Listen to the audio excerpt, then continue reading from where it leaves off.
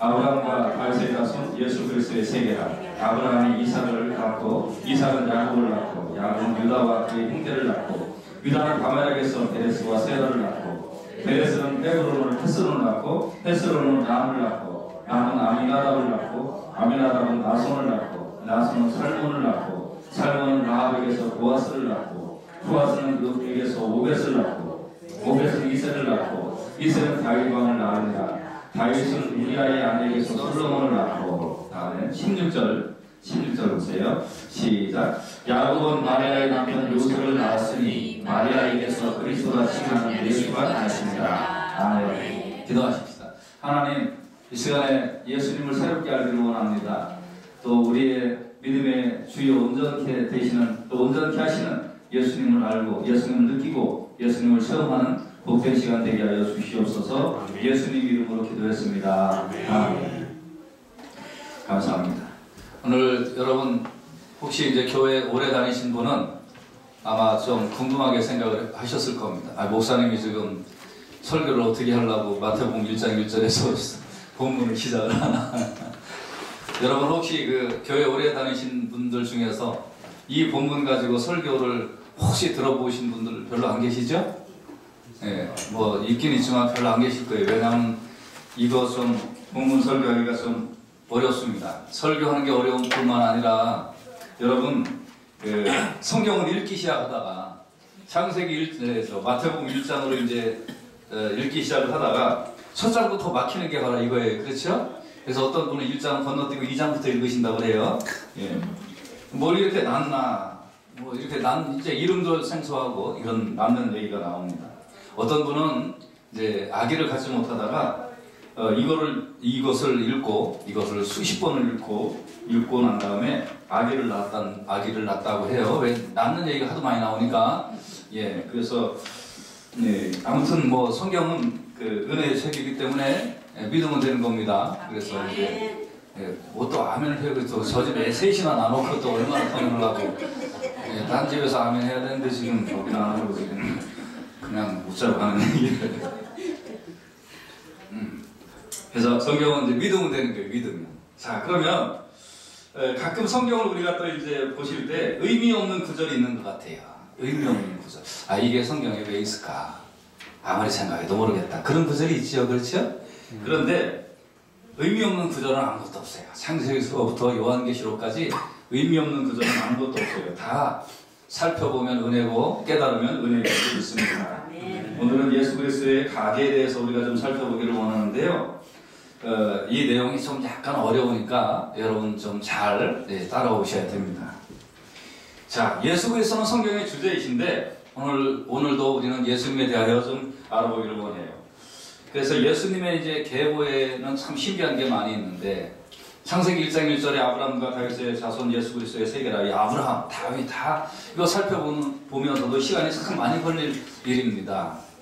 그리고 이제 계보를 이렇게 쭉 살펴보면 그것도 참 오랫동안 살펴봐야 하는 것인데 오늘은 제가 오늘 본문에서 주목하고자 하는 것은 이 예수님의 그 계보에 나오는 4명의 여인을 좀 주목을 해보려고 하는 것입니다. 오늘 본문에 4명의 여인이 나와요. 그렇죠? 자기 성경책이면 거기다가 이렇게 좀 밑줄을 치세요. 4명이 어떤 여인이 나오나. 거기에 에게서라고 하면 그게 이제 여인이에요. 그런데 4명의 여인이 나오는데 특별하게 나오는 거예요. 이 오늘 본문에 보면 이제 쭉 여러분이 읽다 보면 다른 데는 전부 다 그냥 아버지 이름만 나오는데 특별하게 이 4명의 여자 이름이 나오는 거예요. 그래서 어떤 의미가 있을 수 있고요. 두 번째 오늘 16절을 읽었는데 이 16절에 보면 예수님의 아버지 요셉이 나오고 마리아에게서 그리스도라 칭하는 예수가 났다. 16절에 그렇게 나와요. 무심코 읽으면 아무 의미를 발견할 수 없지만 그렇지만 여기는 깊은 의미가 있습니다. 여러분과 제가 이제 오늘 말씀을 따라오면서 깊은 의미를 깨닫고 또 우리의 믿음의 주체이신 또 우리의 믿음의 대상이신 예수 그리스도를 더 잘 믿는 귀한 역사가 있기를 예수님의 이름으로 축원해 드립니다. 아멘.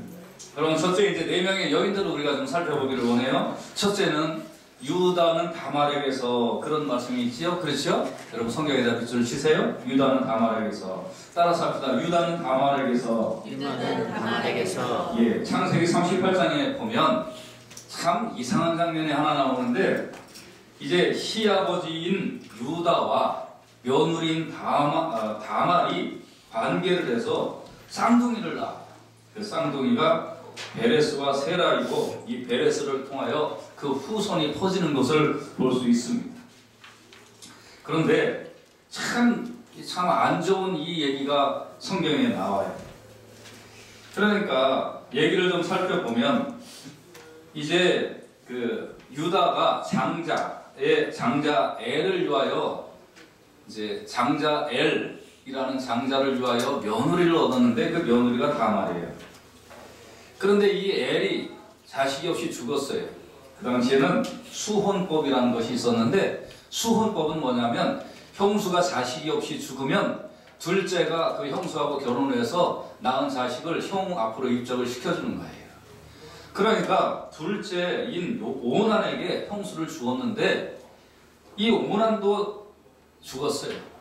그러니까 시아버지가 잠시 며느라 너는 친정에 가 있거라, 그렇게 해서, 셋째가 아직 어리니까 셋째가 이제 크면 장성한 다음에 이제 너한테 주겠다, 이렇게 얘기를 하는 거예요. 그런데 이 다말이 그새를 못 참고 시아버지가 자기 마을에 온다는 얘기를 듣고 나서, 이 여인이 정숙한 여인의 옷을 장녀의 옷으로 갈아입고 시아버지를 유혹해서 자식을 낳아서, 그 자식이 베레스와 세라이고, 그 베레스를 통해서 이제 또 후손이 나오게 되는 거예요. 이런 일도 있을 수 있을까? 참 다말이라는 이 여인, 참 고약한 여인이다. 두 번째, 예수님의 족보에 나오는 여인, 두 번째 여인은 라합이라는 여인이 나와요. 같이 한번 따라서 합시다. 살모는 라합에게서. 여호수아 2장과 5장에 나오는 여리고의 기생인데, 듣자 하니 이스라엘은 하나님이 인도하신다는 소식을 듣고, 저 이스라엘의 하나님은 참 하나님이라는 소식을 듣고 정탐꾼을 이제 숨겨준 다음에 우상 숭배가 만연한 가나안 땅에서 하나님을 믿는 신앙으로 돌아서서 자기 민족을 배반하고 하나님을 믿는 이스라엘로 따라온 기생입니다. 그러니까 이 여인을 아무리 이렇게 생각해봐도 기생이요, 또 자기 민족을 배반한 그런 여인, 이 여인이 라합이라는 여인입니다. 세 번째는 이제 나오는 여인이 룻이라는 여인이에요. 룻, 같이 한번 따라서 합시다. 보아스는 룻에게서. 예. 보아스는 누구에게서요? 룻에게서. 예, 룻에게서. 예. 지난주에 우리 교회 손시갑 장목사님이 다녀가신 후에 음악 수업이 어떤 것이, 음악 수업도 생기고 아주 지금 옆교실에서 아주 음악 소리도 들리고 예. 사무실에서 애들이 찬양을 했는데, 사무실을 이제 비워주고 이쪽으로 오니까 저쪽에서 이제 음악 소리가 들리는데, 뭐 좋게 들으면 은혜예요. 좋게 들으시길 바랍니다. 네. 그래서 이제 세 번째는 보아스는 룻에게서, 그래서 룻이라는 여인이 나오는데, 룻 1장을 보면 이스라엘의 흉년이 들어요. 엘리멜렉이라는 사람이 그 안에 나오미와 두 아들 말론과 기론을 데리고 이방 땅 모압 지방에 가서 사는데, 나오미의 남편 엘리멜렉이 거기서 죽어요. 나오미가 그 두 아들을 위해서 모압 여자 오르바와 룻을 아내로 이제 취해줬는데, 거기 거한 지 10년쯤에 두 아들도 또 죽고 말아요. 그러니까 새 가부가 나오는 거예요. 그래서 이제 시모가 아직도 젊은 자기의 며느리들을 향해서, 너희가 언제까지 그렇게 과부로 살 거냐? 너희 친정으로 돌아가라. 내 밑에 있지 말아라. 그렇게 이제 이야기를 하니까, 이 첫째 며느리는 오르바는 시어머니 안녕히 계세요 하고 이제 떠나갔어요. 그렇지만 둘째 룻은 어머니 하나님이 나의 하나님이고 어머니의 민족이 나의 민족입니다. 내가 어머니를 떠나서 어디를 가겠습니까? 그래서 시어머니를 따라서 다시 이스라엘로 돌아와요. 일견 착한 여인처럼 보이지만, 그러나 이 여인의 민족은 모압 족속이에요. 모압 족속. 이방 여인인데 모압 족속은 아주 더러운 족속입니다. 다시 말하면 모압과 암몬은 롯과 그 두 딸 사이에서 또 시작된 족속이에요. 이 족속은 아버지와 친딸 사이에, 그것도 한 딸 둘 사이에 시작된 족속이 모압과 암몬 족속이에요. 여러분, 요새 조금 딴 얘기 하겠는데 요새 하도 이상한 세상이잖아요. 여러분, 어떤 조사가 나왔는데 어린아이들이 성폭행 당하는데 계부한테 성폭행 당하는 비율이 높은 것 같으세요? 친부한테 성폭행 당하는 비율이 높은 것 같으세요? 요즘 세상에. 친부요. 친부가 높아요. 세상에 이런 세상이 돼. 근데 이게 옛날에도 이랬어요. 옛날에. 그래서 이건 이제 폭행은 아닙니다만 룻과 그의 두 딸 사이에서 시작된 더러운 족속이 모압 족속이에요. 이 룻이라는 여인은 착하지만 그 족속은 살펴보면 더러운 족속이었다. 그래서 보아스는 룻에게서 세 번째 여인, 네 번째 여인은 바세바라는 여인, 우리아의 아내 바세바.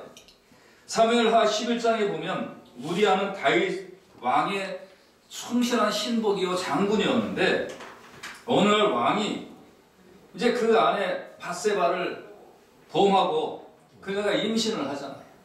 그러니까 신복에게 편지를 써서 공격하는 척하고 우리아를 앞세우다가 살짝 후퇴를 해서 우리아가 현장에서 전사를 하게 만들어라. 그래서 충신인 우리아가 거기서 죽고 말아요. 죽고 마니까 다윗 왕이 그의 아내 바세바를 빼앗아서 자기 아내로 삼아버리고 말아요. 그러니까 자기 남편을 왕이 죽이는데도 그저 가만히 있다가 왕 앞으로 이제 왕비가 되어서 가는 이런 파렴치한 여인. 예수님의 오늘 마태복음 1장에 4명의 예수님의 족보에 여인이 나오는데 이 여인을 한결같이 살펴보면 뭐 하나 제대로 된 여인이 없다. 이런 여인들이 예수님의 족보에 성경에 등장을 하고 있는 거예요. 다시 말하면 다말은 시아버지를 유혹한 파렴치한 여인이고 라합은 이방의 천한 기생이었고 롯은 불경건한 이방의 불쌍한 과부였고 우리아는 바세바는 남편이 암살을 당하는데도 그냥 보고만 있었던 그런 고약한 여인이었어요. 그럼 이 네 여인이 왜 성경에 나오는가?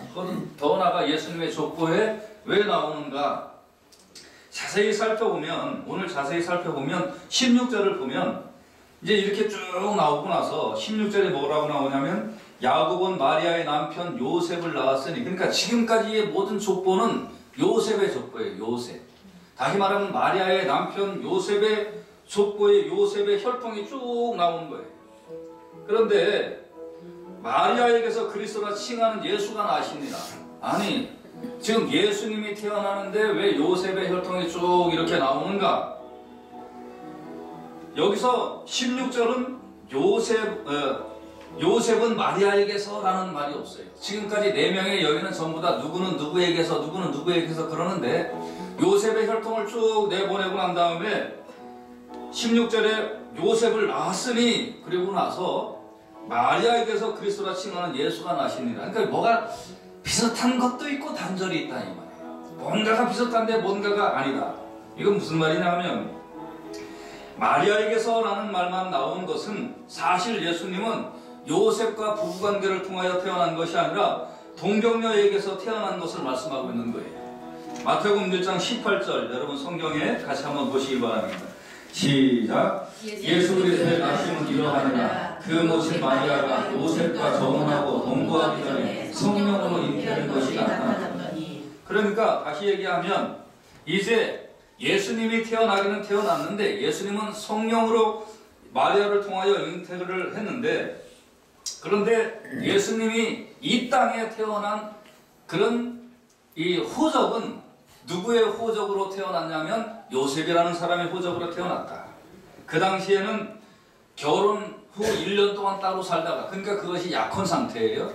그러나 그 기간 동안에는 법적으로는 부부예요. 그래서 이제 이때 태어난 예수님은 육신의 호적으로, 법적인 호적으로는 요셉의 후손이 되는 거예요. 다시 얘기하면 여기에 신비가 있는데 어떤 신비가 있냐면 예수님은 우리가처럼 육신의 혈통으로 태어나지 않았지만 성령으로 인하여 마리아를 통하여 태어났지만 예수님은 요셉이라는 그런 법적인 혈통을 갖고 태어났다. 다시 말씀드리면 예수님은 죄가 없는데 어디에 입적을 하셨느냐? 죄인의 혈통에 입적을 하셨다. 예수님은 인간의 혈통, 죄의 혈통, 죄의 혈통에 죄 없는 예수님이 죄의 혈통에 들어오셔서 죄인의 모습으로 오셨다는 것을 강조하기 위하여 성경은 이렇게 인간은 죄인의 혈통일 수밖에 없는 것을 적나라하게 폭로해주고 있는 거예요. 여러분, 여기에 신비가 있습니다. 하나님께서는 하나님의 아들을 죄인의 모양으로 내려보내신 거예요. 죄인의 혈통으로 아예 입적을 시켜버린 거예요. 그래서 이 죄인의 혈통으로 입적을 시켜서 죄인들을 하나님의 호적으로 입적시키시려는 하나님의 계획 때문에 이렇게 예수님을 죄인의 모습으로 내려보내신 거예요. 로마서 8장 3절을 같이 한번 읽어보십시다. 로마서 8장 3절 시작. 율법이 육신으로 말미암아 연약하여 할 수 없는 그것을 하나님 하시나니 곧 죄를 인하여 자기 아들을 죄 있는 육신의 모양으로 보내어 육신의 죄를 정하사. 아멘. 이제 이 말씀 지금까지 내 여인을 살펴본 이유를 여러분 이제 이해가 되셨어요? 아멘. 여기서 한번 해야 되는데 안 되셨으면 제가 처음부터 다시 설명을 합니다. 그래서 예수님이 이렇게 성경이 일부러 예수님의 족보에 내 여인을 등장시킨 것은 사실은 이 족보는 예수님의 족보가 아니라 우리의 자화상입니다. 우리의 자화상. 모든 인간의 자화상. 모든 인간의 죄의 혈통 이것을 드러내려고 예수님의 족보에 이것을 나타낸 거예요. 그래서 예수님은 죄가 없으시지만 이런 죄인의 혈통으로 오셨다. 그래서 여러분과 저는 이제 베드로전서 3장 18절 한번 같이 보십시다. 시작. 그리스도께서도 한번 죄를 위하여 죽으사 의인으로서 구리한 자를 대신하셨으니 이는 우리를 하나님 앞으로 인도하려 하시니라. 아멘. 이렇게 죄의 혈통으로 오셔서 우리를 하나님 앞으로 인도하려고 하는 것입니다. 이제 지금까지 말씀을 드렸는데 아직 이해가 안 되는 분을 위하여 제가 아주 심플한 예를 들어드리도록 하겠습니다. 제가 길거리 이렇게 가다가 보니까 그러니까 이제 어떤 애가 있어요. 근데 꼬질꼬질하고 아주 그냥 아주 그래요. 근데 너무 불쌍해서 걔를 제가 제 호적으로 이제 입적을 했습니다. 제 호적으로 입적을 하면 걔는 법적으로 제 자식이에요, 아니에요? 맞죠? 법적으로 맞아요. 저하고는 피가 한 방울 안 섞였어도 법적으로 제 자식인 거예요. 근데 제가 한국에서 살다가 이제 미국으로 이민을 왔어요. 시민권을 땄어요. 그럼 그 자식도 시민권 따요, 못 따요? 따요. 따요. 왜? 내 자식이니까 법적으로. 아직도 이해가 좀 잘 안 되세요? 예수님이 이 땅에 오셔서 죄인의 호적을 가지셨어요. 예수님이 사람의 호적을 가지셨어요. 인간의 호적을 가지셨어요. 그래서 예수님하고 나는 뭐가 됐냐면 형제가 된 거예요. 형제가. 그런데 예수님은 실제로 누구의 아들이냐면 하나님의 아들이란 말이에요. 그러니까 예수님하고 나하고 형제가 됐으니까 이제 내가 하나님 앞으로 딱 가면 내 법적인 호적은 누구의 형제예요? 예수님의 형제. 그러면 하나님을 향해서 뭐라고 부르는 거예요? 아버지. 이게 은혜가 되시기를 주님의 이름으로 축원해 드립니다. 그래서 예수님이 죄인의 혈통을 가진 이유가 여기에요. 예수님의 족보가 이렇게 죄인의 족보가 예수님의 족보에 이렇게 붙어있는 이유가 이거예요. 이게 내 족보인데 내 족보에 예수님이 내려오신 거예요. 내 족보에 예수님이 붙어버리고 만 거예요. 그러니까 이제 누구든지 그 이름을 믿으면 하나님을 부르는 거예요. 아버지라고 부르는 거예요. 그거를 설명하려고 이렇게 성경은 족보 얘기가 나오는 겁니다. 고린도후서 5장 17절 말씀 보십시다. 고린도후서 5장 17절 시작. 그런즉 누구든지 그리스도 안에 있으면 새로운 피조물이라 이전 것은 지나갔으니 보라 새 것이 되었도다. 아멘. 이제 예수님 안에 있으면 예수님이 내 육신의 모양을 가지시고 나처럼 죄인의 모습으로 오셔서 그래서 예수님이 나와 함께 있고 내가 예수님이 나와 함께 있음을 믿고 내가 예수님 안으로 들어가 버리면 이거 새로운 피조물이에요. 이제 죄인의 성품이 아니에요. 새 것이 된 것입니다. 그렇기 때문에 이제부터는 자신 있게 어떻게 부를 수 있는 줄 아세요? 갈라디아서 4장 6절을 보세요. 갈라디아서 4장 6절 시작. 너희가 아들임으로 하나님이 그 아들의 영을 우리 마음 가운데 보내사 아버지라 부르게 하셨느니라. 아멘. 하나님이 너는 내 자식이야. 너는 내 자식이야. 그래서 예수님을 보내주시고 예수님으로 인하여 예수님이 우리 형이니까 이제 하나님을 여기서 아바라는 말은 아빠라는 뜻이거든요. 하나님을 아빠하고 부를 수 있게 됐다 이 말이에요. 저는 이 구절을 생각할 때마다 은혜가 돼요. 웬일인가 웬은혜인가 나처럼 이런 죄인이요 얼굴을 들고 살 수 없는 이 죄인에게 하나님께서 나를 구원하시기 위하여 예수 그리스도를 죄인의 모습으로 이 땅에 보내시고 그러니까 예수님하고 나하고 동료가 되어서 그래서 하나님 나라 갔더니 이제 예수님하고 동료가 되니까 하나님을 아버지라고 부를 수 있게 되는구나. 저는 이게 왜 은혜가 이렇게 놀라운지 이거 생각할 때마다 감격이 넘쳐요. 여러분 오늘 이 말씀을 의지해서 예수님을 마음속에 다시 한번 초청하시기를 주님의 이름으로 축원해 드립니다. 예수님 감사합니다. 예수님 나와 함께 되심을 감사합니다. 하나님께서는 하나님의 생명책에 하나님의 족보책에 내 이름 석자를 새기시려고 하나님은 예수 그리스도 이 땅에 보내신 거예요. 이사야 49장 16절에 하나님의 마음을 살펴보시길 바랍니다. 이사야 49장 16절 시작. 내가 너를 내 손바닥에 새겼고 아멘. 어디에 새겼다고요? 손바닥에. 하나님이 나를 하나님의 손바닥에 새겨서 내가 너를 사랑한다 그랬다고요. 네. 그래서 이제 우리는 예수님이 죄인의 족보를 입으신 것처럼 나는 하나님의 족보가 되었어요. 예수 안에 있으면, 예수 믿으면. 갈라디아서 2장 20절을 같이 보십시다. 시작.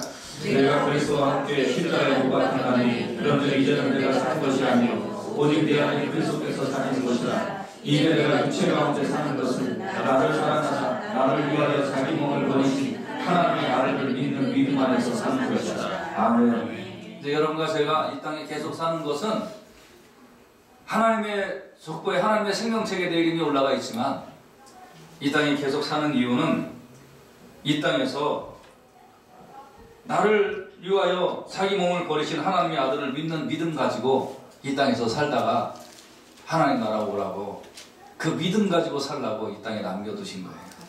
여러분 이 믿음 따라 사시기를 주님의 이름으로 축원해 드립니다. 그럼 우리가 이제 또 좀 살펴보기를 원하는 것은 이 네 여인을 통해서 우리가 어떤 믿는 자의 특징을 좀 살펴볼 수 있다는 거예요. 믿는 자의 특징. 같이 따라서 합시다. 믿는 자의 특징. 믿는 자의 특징. 믿는 자는 어떻게 예수를 믿어야 하는가? 다시 한번 생각을 해보면 다말은 시아버지를 유혹한 아주 고약한 여인인데 가만히 생각을 해보면 우리 한국말에 이게 설교에 적절한 말인지는 모르겠는데 옛날에 그런 말이 있었어요. 한 번 그 집에 들어가면 그 집 뭐가 된다고요? 귀신. 좋은 말은 아닌 것 같은데 그 말은 무슨 뜻이에요? 그 집 식구라 이 말이에요. 그렇죠? 그리고 그 집의 후손을 이제 이렇게 놔줘라 뭐 이제 그런 의미 뭐 이런 의미가 있어요. 그런데 가만히 살펴보면 다말은 내가 그 집에 시집을 갔는데 그 집에 내는 사나 죽으나 그 집의 식구인데 그리고 그 집의 후손을 내가 이어야 되는데 시아버지가 나를 거들떠보지도 않아. 내가 어떻게 해서든지 누구를 유혹을 해서라든지 내가 그 집에 후손을 남겨야 되겠다. 그래서 수단과 방법을 가리지 아니하고 그 집에 후손을 남긴 여인이니 이것을 도덕적인 관점에서 보면 아주 몹쓸 여인이나 그 집안에 후손을 남기는 그런 면에 있어서는 이 여인을 또 돌멩이를 던지기가 힘든 뭐가 있구나. 두 번째, 라합이라는 여인은 이방의 기생 천한 신분이었지만 어제까지는 기생이었으나 오늘 하나님을 알고 나서 그 모든 것을 다 버리고 모든 기득권을 다 포기하고 하나님 믿는 백성을 따라갔으니 이 여인은 비록 어제까지의 삶은 기생 신분, 천한 신분이었으나 오늘부터는 새롭게 출발하는 하나님의 백성으로서의 결단력이 높은 여인이구나. 세 번째, 룻이라는 여인은 비록 그의 족속이 출신 성분이 아주 불결한 그런 출신 성분의 여인이었지만 이 여인은 어머니의 하나님이 내 하나님이요, 어머님의 민족이 내 민족입니다. 그래서 모든 세상에 좋은 거 다 버리고 그저 하나님을 따라가고 어머니를 따라간 여인이었으니 이 여인은 참으로 고귀한 여인이에요. 마지막으로 바세바라는 여인은 자기의 남편을 왕이 죽이는데도 불구하고 그거를 꼼짝할 수 없었지만 당시의 시대적 배경으로 봤을 때 왕이 전권을 휘두르던 그때에 이 연약한 여인의 입장에서 왕이 자기 남편을 죽이는 것을 어떻게 저항할 수 없는 그 시대, 그저 왕의 처분만을 따르고 왕이 오라 그러면 오고 왕이 가라 그러면 가는 그런 힘없는 여인이었는데 이것을 조금 다르게 생각을 해보면 우리가 이걸 신앙적으로 생각해보고 영적으로 생각을 해보면 그저 모든 처분을 왕 앞에 맡기는, 다시 말하면 모든 처분을 자기의 인생의 모든 것을 그냥 하나님 앞에 맡겨버리는 그런 여인으로 우리가 해석을 한다고 할 때에 이 네 여인을 신앙적으로 생각해보면 하나의 공통점이 발견되는데 그 공통점은 어떠한 처지나 어떠한 환경이나 어떠한 신분을 막론하고 어떠한 계기가 되었을 때 하나님만을 따르겠다, 일사각오로 하나님만을 따르겠다 하는 그러한 결심과 각오가 있는 여인으로 볼 수가 있는 것이니 우리가 이 여인들을 통해서 돌멩이만 던질 것이 아니라 아하, 어떤 각오, 어떤 신앙적 결단, 어떤 신앙적인 그런 하나의 그 정말 이제 딱 부러지는 그것을 우리가 살펴볼 때 믿는 자의 자세는 이래야 되겠구나. 어제까지는 내가 죄인의 신분으로 살았고 어제까지는 내가 막 살았지만 내가 오늘 하나님을 안 그 순간부터는 딱 하나님의 뜻대로 살아야 되겠구나 하는 결단을 내릴 수가 있습니다. 예수님께서 나를 위하여 죄인의 족보를 가지신 것처럼 나도 이제 예수님 안에서 하나님의 생명책에 이름이 올라갔다고 한다면 나는 오늘부터는 하나님의 자녀답게 살아야 되겠구나 하는 그런 결단을 이 여인들을 통해서 우리가 깨달을 수 있는 것입니다. 그러므로 여러분과 제가 로마서 14장 8절 같이 한번 읽어보십시다. 로마서 14장 8절 시작. 우리가 살아도 주를 위하여 살고 죽어도 주를 위하여 죽나니 그러므로 사나 죽으나 우리가 주의 것이로라. 아멘. 아멘. 네. 이제 여러분 큰일 났어요. 사나 죽으나 주의 것이라니 이제 하나님이 살리시면 사는 거고 죽이시면 죽는 거고 그러니까 걱정하지 마세요. 힘들어하지 마세요. 네. 살으면 이 땅의 기쁨이요 죽으면 하나님의 영광을 보리라. 걱정할 수가 없어요. 할렐루야. 담대하게 사시기를 주님의 이름으로 축원해 드립니다. 그러면 마지막에 결론입니다. 이번 성탄절에 예수님의 족보에 나오는 네 여인을 보면서 우리가 두 가지를 좀 깨달아야 하는데, 첫째는 예수님은 영광의 왕이시나 나를 위해 죄인의 모습으로 오셨구나 하는 것을 깨닫는 거예요. 영광의 왕인데 나 같은 죄인을 위하여 똑같은 모습으로 오셨구나. 빌립보서 2장 5절에서 8절에 보면 너희 안에 이 마음을 품으라 곧 그리스도 예수의 마음이니 그는 근본 하나님의 본체시나 하나님과 동등됨을 취할 것으로 여기지 아니하시고 오히려 자기를 비워 종의 형체를 가져 사람들과 같이 되었고 사람의 모양으로 나타나셨으며 자기를 낮추시고 죽기까지 복종하셨으니 곧 십자가에 죽으심이라. 예수님이 나를 위하여 이렇게 오셨구나. 영광의 몸을 버리시고 종의 형체를 가져 나처럼 되셨구나. 그렇다면 이번 성탄절에 우리가 깨달을 수 있는 것이 주여 제가 어떻게 바뀌기를 원합니까? 하나님의 아들이 사람의 모양으로 오셨고 죄인의 족보에 들어오셨고 죄인의 모양으로 이렇게 오셨는데 주여 나는 그럼 어찌하면 속겠습니까? 내가 하나님의 그 은혜와 하나님의 사랑을 받았으니 어떻게 하면 속겠습니까? 우리가 이번 주의 복음을 받은 자로서 이번 성탄절에 주여 제가 어떻게 낮아지기를 원합니까? 어떻게 섬기기를 원합니까? 여러분과 저에게 이 고민이 있기를 바라고 하나님이 깨닫게 해주시는 대로 평생 동안 실천하는 귀한 역사가 있기를 주님의 이름으로 축원해 드립니다. 두 번째 우리가 깨닫는 것은 이 네 여인 한편으로는 고약해 보이지만 다른 한편으로는 믿음의 결단이라는 것을 봤을 때 아하 그렇구나 나는 그럼 어떻게 해야 되겠는가? 베드로전서 2장 9절 말씀 같이 보십시다. 베드로전서 2장 9절 시작. 오직 너희는 택하신 족속이요 왕같은 제사장들이요 거룩한 나라요 그의 소유된 백성이니 이는 너희를 어두운 데서 불러내어 그의 기이한 빛에 들어가게 하신 자의 아름다운 덕을 선전하게 하려 하시니라. 아하 그렇구나. 하나님이 나 같은 자를 불러서 예수 믿게 하시고 하늘나라에 소망을 두고 살게 하신 것은 어제까지의 일은 어제까지의 일이요 오늘부터는 하나님의 자녀로 하나님의 그 덕을 선전하려고 살라고 하나님께서 이렇게 해주신 거구나. 그렇구나. 내가 어저께까지는 이방의 기생이었으나 오늘부터는 하나님의 백성입니다. 내가 어저께까지는 내가 딴 그런 짓을 하는 사람이었으나 이제는 이 집안 사람이니 난 사나주구나 이 집안 사람이다 해서 하나님의 덕, 하나님의 그 은혜 이걸 내가 오늘부터는 새 사람이 되어서 그래서 하나님의 덕을 선전하는 하나님의 은혜를 나타내는 그런 사람이 되어야 되겠구나. 우리가 이 성탄절에 깨닫는 역사가 있기를 주님의 이름으로 축원해 드립니다. 내가 누군가? 아직도 예수 밖에서 죄하고 같이 사는 사람인가? 아직도 예수 밖에서 한 다리는 세상에 걸치고 한 다리는 이곳에 걸치고 그저 그냥 여기가 좋사오니 저기가 좋사오니 하면서 하는 사이인가? 그렇지 않으면 믿음의 결단을 통과한 자인가? 여러분과 제가요 믿음의 결단을 통과했으면 예전 것은 지나버리고 오직 하나님과 동행하는 귀한 역사가 있기를 주님의 이름으로 축원해 드립니다. 아멘. 아멘.